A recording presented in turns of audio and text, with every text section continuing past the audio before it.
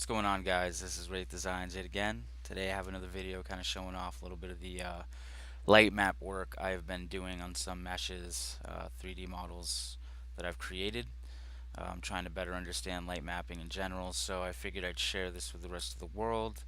It seems that some of my tutorial videos are the most viewed, and I do know that light mapping is a big uh, learning curve for many, or at least it's an obstacle, and for me it was too. So today I'm going to show you at least what I've learned and how far I've gotten, and it's actually some pretty good results. So anyways, you can see we're in the game engine right now. I have it, let's see, I believe in game view. So let me take off game view real quick, okay? So as you can see, here's the mesh I've made. This entire room's actually a mesh too that I've also made. It's modular in nature, so they're put together piece by piece. For the most part, this is pretty well done, except for a little bit of a bleeding on the top here. A bit of a defect of shadowing right there.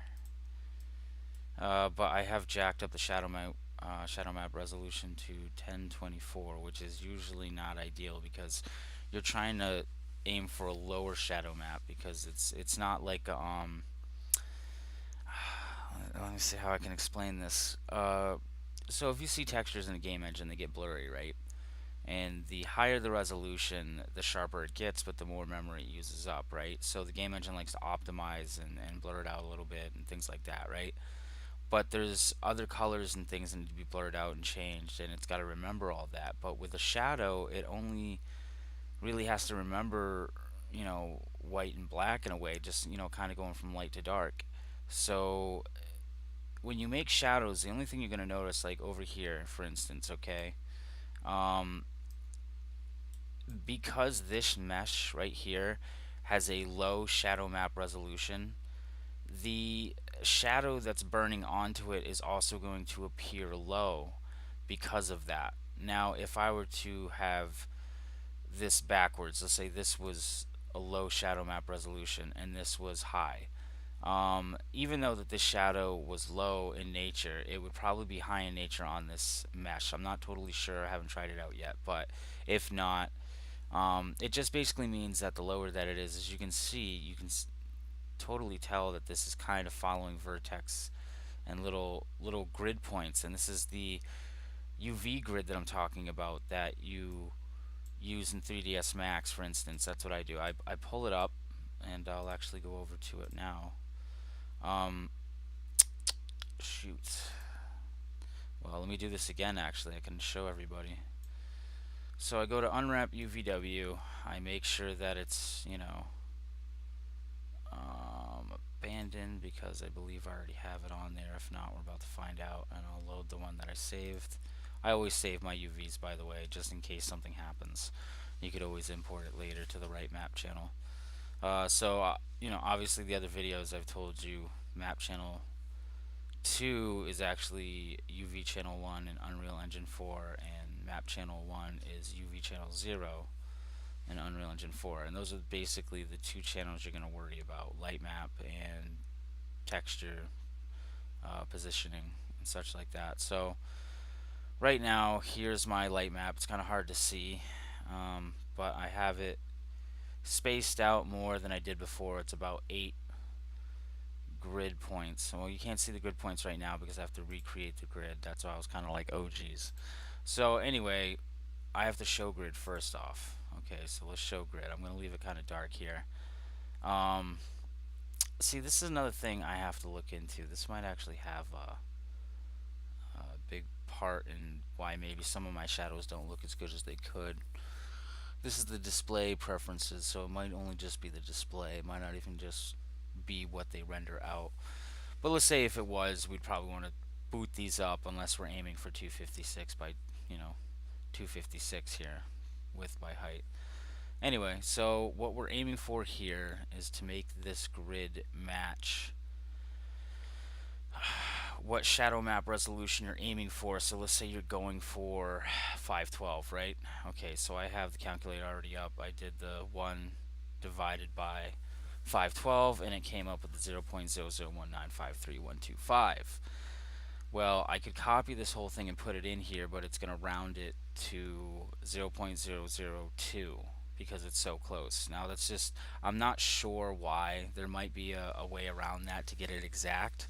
Sometimes you might actually need that, but for the most part, it's fine. It worked for me. So that's what I'm going to put in there, right? So I'm going to go to grid size, and we're going to put in the number.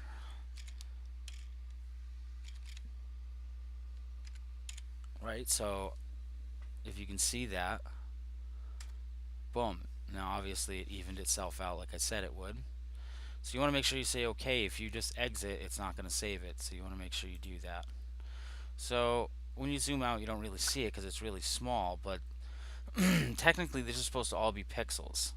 Okay, I think that's what it is. Either that or every four of these is pixels, but I'm pretty sure it's everyone should be a pixel because it's supposed to be 512 by 512. So if you have these islands here is what are laid out, snapped to the grid, and this sometimes, it doesn't matter if it's snapped, but for the most part, the reason why it matters is because you're trying to get solid shadow maps that don't bleed on your assets or on your environment, meaning that you don't want shadows in the wrong places, and it will occur if you don't have your UV islands placed in the right pixel cells. And by that I mean, for instance, okay, you see the background here, right? Here's a checker pattern. Now let's say that each white and each black was a different pixel, okay? Let's say that my grid matched that perfectly. Okay, that would probably be the best way to work, and it would also mean that you could use pixel snapping. So for instance, over here it says grid snap, right? All these were already snapped to the grid, but let's say I turned it on, but you want to go to this one right here, which is pixel snap.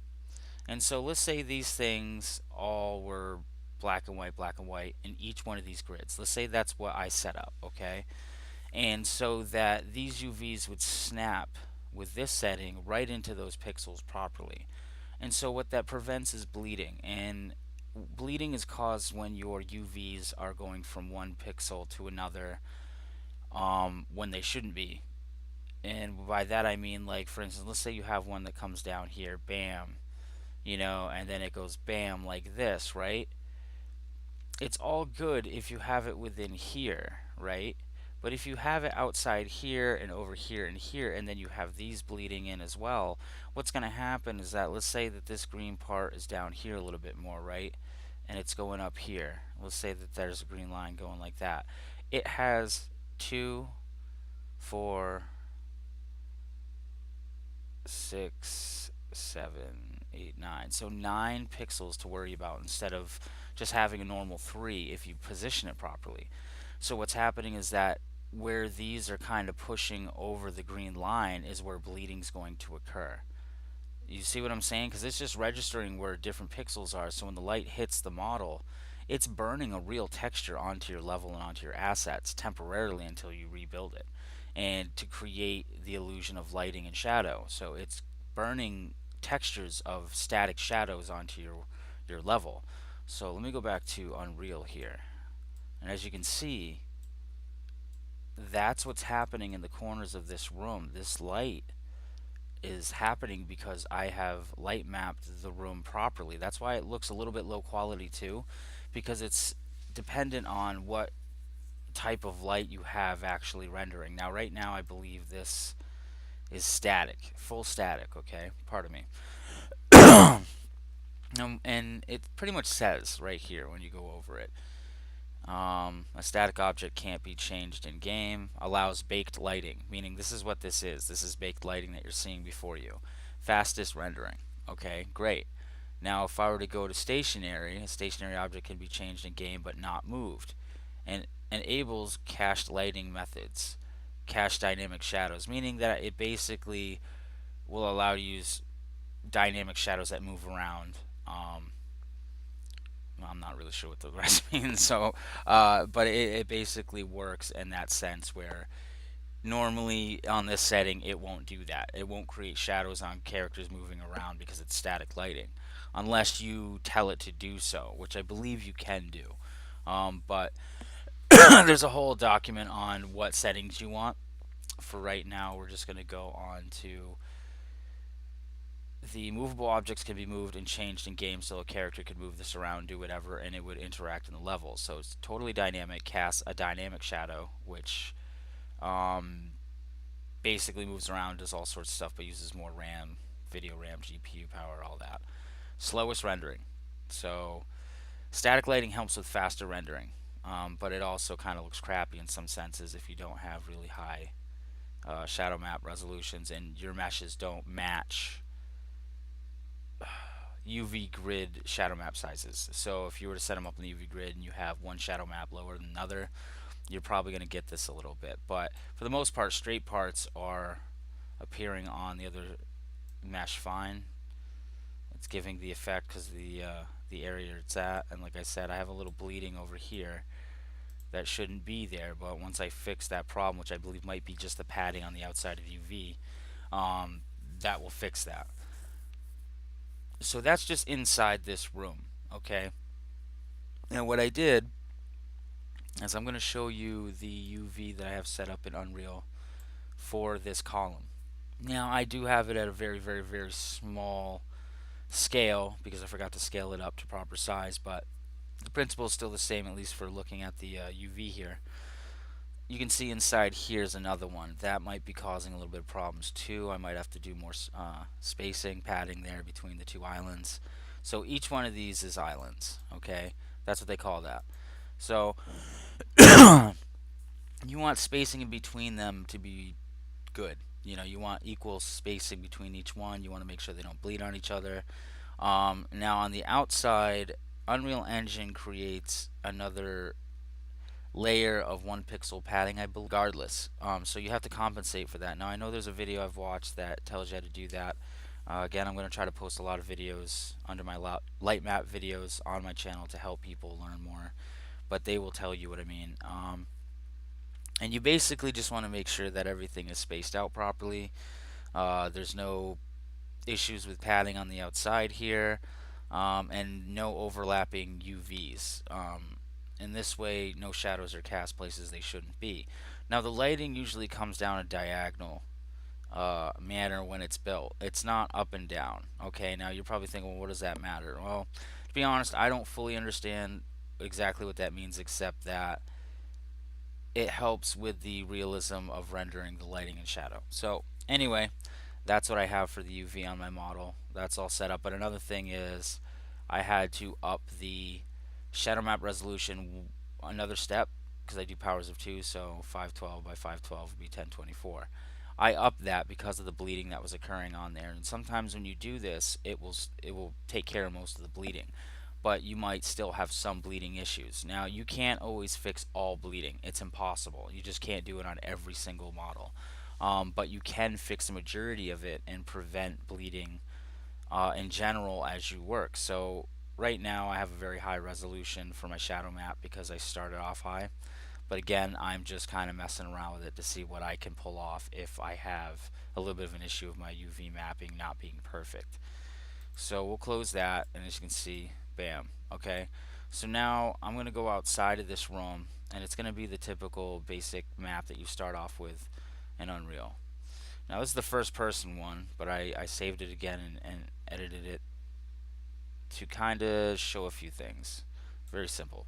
Alright, so here's that other column. I didn't update this one like I did the other one. Still got a little bit more bleeding issues than the other one had.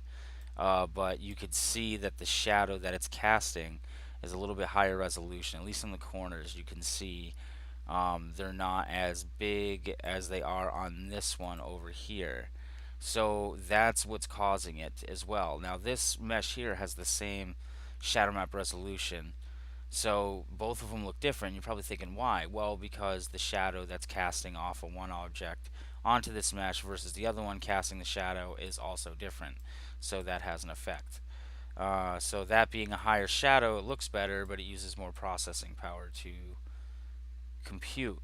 Now, You can see some bleeding over here. I have some issues. I have messed with the shadow map resolution on this, that caused it. But for the most part, the other video I have shows that it's done. You can still see around the sphere here, the shadowing is the way it should be.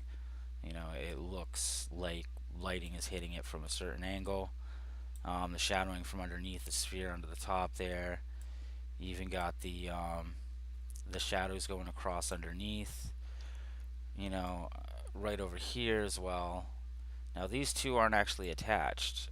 They're just placed very closely towards each other, but as you can see, it's still burning the shadow onto the other side of the other one. So when you set up your models properly, uh, when burning in the textures in the map in Unreal Engine 4, if you know what you're doing, you create really nice, realistic looking ambience, ambient occlusion.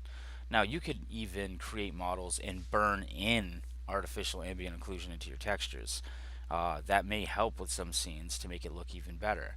Depending on what your workflow is and how much you know, that might help you.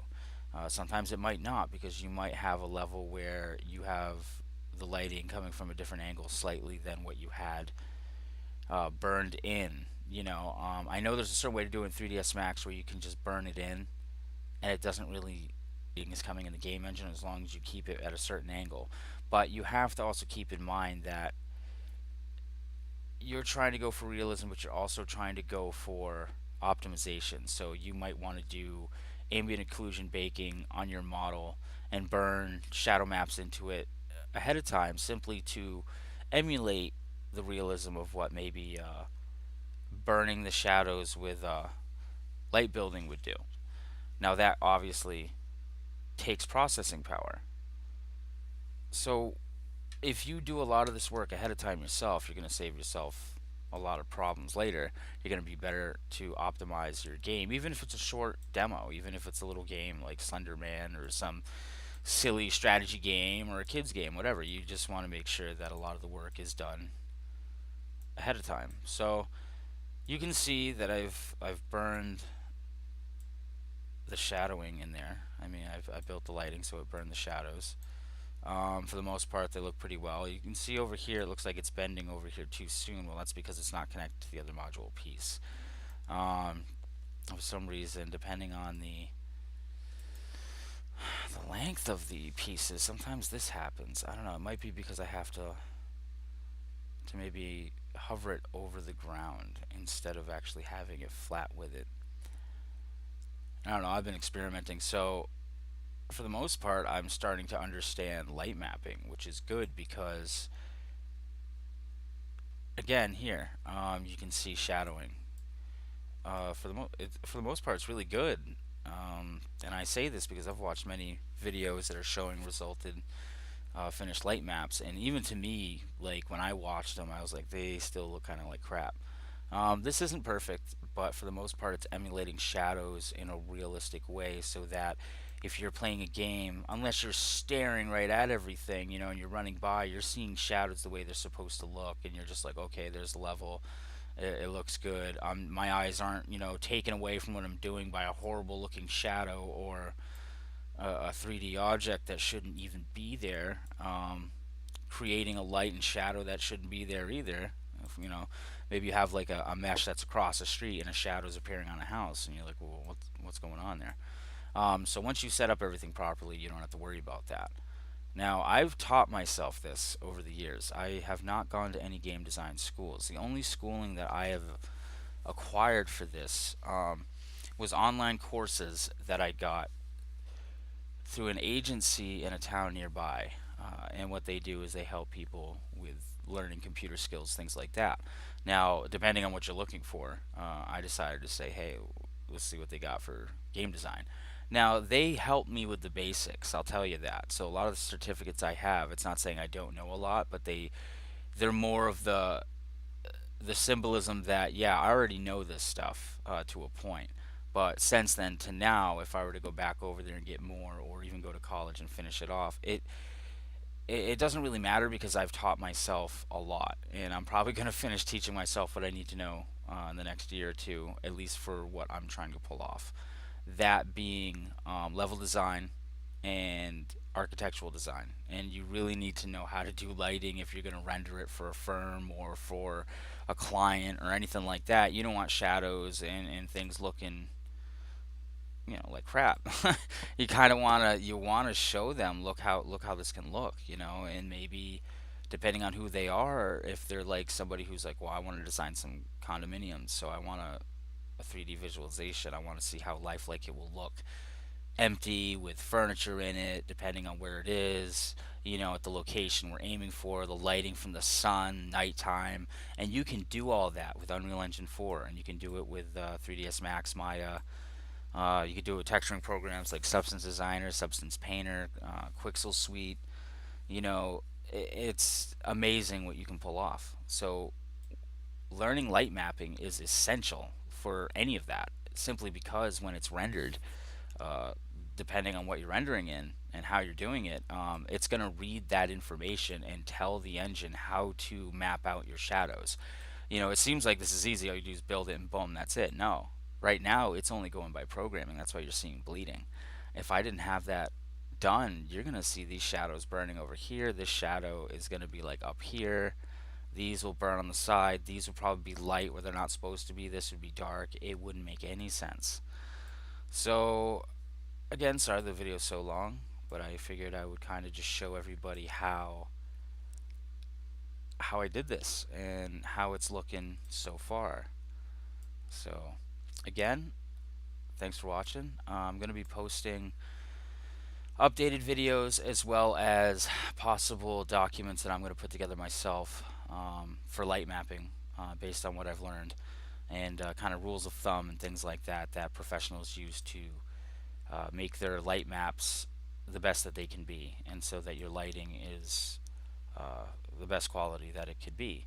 Right now I have production quality for my shadows, so that's why they look, you know, pretty good uh, given what I have going on here. Now again, some of these, as you can see, the bleeding here and the back, I'm not sure it's supposed to be doing it like that. Pretty sure it's not, but then again, it might be because the angle of the shadowing and lighting. This, however, on the edge, obviously, doesn't look good. Another thing I want to point out real quick: these are 3D meshes, but they have physics tied to them. They're You can interact with them as a player, so they have dynamic shadows. So if I were to move this, for instance, hopefully this doesn't mean I have to rebuild the lighting, but I believe this is just a normal static mesh that moves around. So the lighting that is created from it is dynamic in nature, and you can see it's moving the shadow.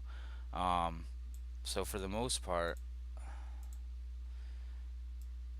that's what dynamic is, but it uses up a lot more RAM because it's real time. Now, depending on the quality, obviously they seem pretty high quality. That also has an effect. So, again, if you're wondering why building lighting matters and why you get a light map, and I know a lot of people hate it, but it's something you have to do until we have systems that are powerful enough to actually compute real lighting in real time, which I gotta be honest with you, it might be soon, it might be a long time. I thought, kind of in a way, when I first got into this, that's what they were already doing, but apparently not. It's just mimicking the effect. It will build and know where things are in the 3D world, and then draw the texturing of the shadows and such accordingly where they should be. So again, like behind here with the ambient occlusion, it kind of bounces them around and might soften them, expand them, whatever as needed to create a realistic uh, feel. So, all right, guys, thank you, and I will be uploading another video as well for those who have been asking me how to import these into Unreal Engine 4 using the FBX files. So I'm going to double check on that to make sure I have the right settings, because I'd rather just show you a video with the right settings than showing you a video and explaining the right settings. Settings I'm using now seem to be fine, but there might be something that matters, so I want to make sure I get it straight. But it's pretty simple, so stay tuned, and I'll talk to you guys later.